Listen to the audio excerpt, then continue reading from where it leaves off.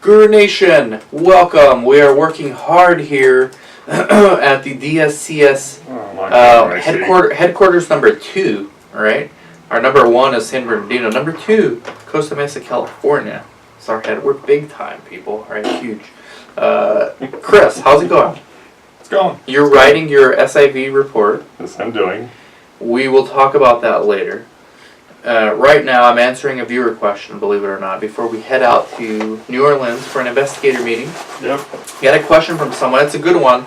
I've actually never covered it. It's how do you, as a site, submit to the IRB, right? And it's actually something related to your SIV. First, you need access.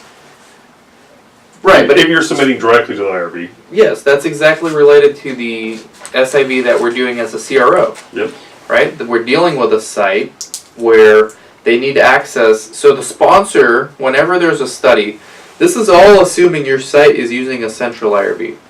If your site is using a local IRB, I have no advice for you because I don't have any experience with local IRBs other than monitoring a few local IRBs, and you just got to follow their policy. But for most of you watching, when you're using a central IRB, that means the sponsor has appointed an IRB for you.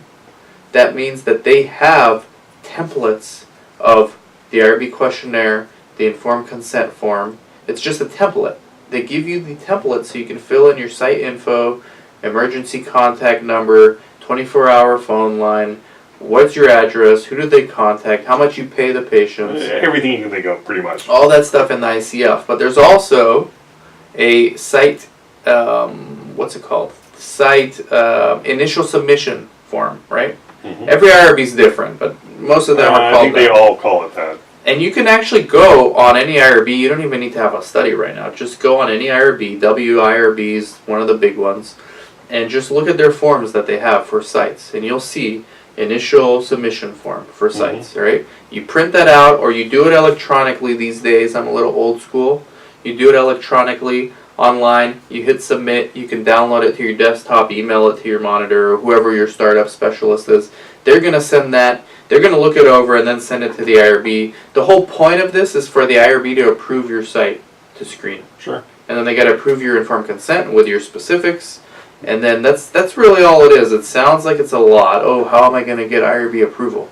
It's just filling out a form and then filling out some templates that the sponsor is going to send you.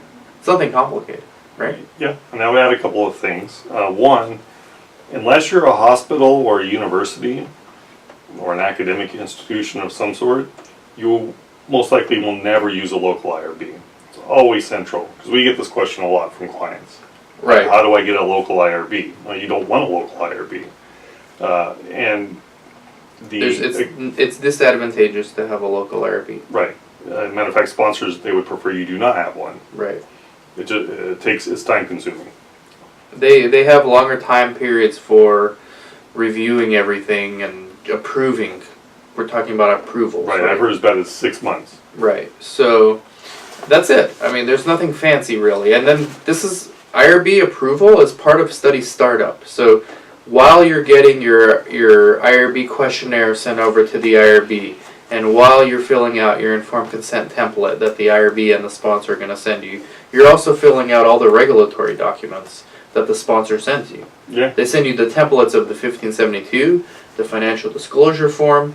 What else did they send? Protocol signature page. Protocol signature page, investigator brochure signature page. And did you say delegation of duties log? No, they send that too. Yeah. Even though you don't really fill that out until the SIV, but you can do it before. Yeah. What else? You just did a SIV. That's pretty much it, right? These are all the pre-SIV documents. There's sometimes, specific or particular to a sponsor. Like I've seen where they want you to sign off on some. I forget what it's called, but it's where your electronic signature is equivalent to your handwritten signature. Right. There's like little, and then there's also that data form 21 Part 11 compliance. Right. Electronic systems.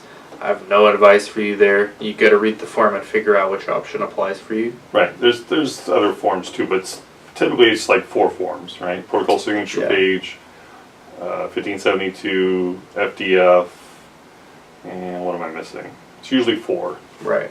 I'm missing one. And on the Initial submission. Sorry. right. And here's another related advice: when you get a feasibility survey, so before you're ever awarded a study, you're given a feasibility survey, and they're going to ask you, how long does your IRB typically meet to get approval? If you're using a central IRB, that does not apply to you, so you can just put NA, not applicable. We use central IRB, right? That gets a lot of people hung up. It does. All right, thank you, Chris. Thank you, everyone, for watching. Keeping it short and sweet. Talk to you all later. Bye-bye.